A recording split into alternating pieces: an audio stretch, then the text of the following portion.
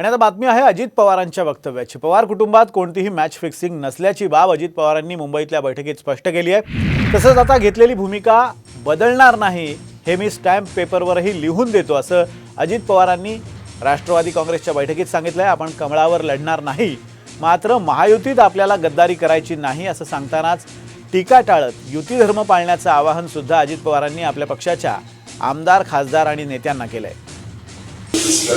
मोदींना देशाचं पंतप्रधान करत असताना जास्तीत जास्त जागा महाराष्ट्रातनं एनडीएच्याच म्हणजेच महायुतीच्या निवडून जाणं तितकंच महत्वाचं आहे।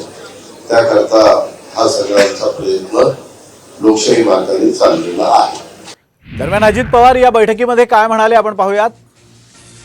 पवार कुटुंबात कोणतीही मॅच फिक्सिंग नाही याचा खुलासा अजित पवारांनी केलाय।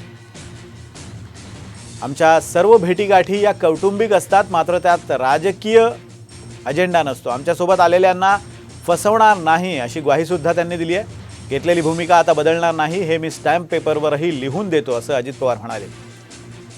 आपण कमळावर लढणार नाही असं त्यांनी स्पष्ट केलंय। महायुतीत आपल्याला गद्दारी मात्र करायची नाही आहे। आपल्याला युती धर्म पाळायचा आहे असं अजित पवारांनी आपल्या पदाधिकाऱ्यांना सांगितलंय। मित्रपक्षाबाबत काही चुकत असेल तर आम्हाला सांगा,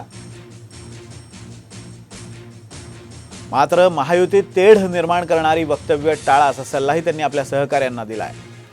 फेब्रुवारी ते मार्च पर्यंत आचारसंहिता लागू शकते असंही अजित पवारांनी म्हटलंय। एक प्रकारे लोकसभा निवडणुकींसाठी तयार रहा असंही अजित पवार म्हणतात।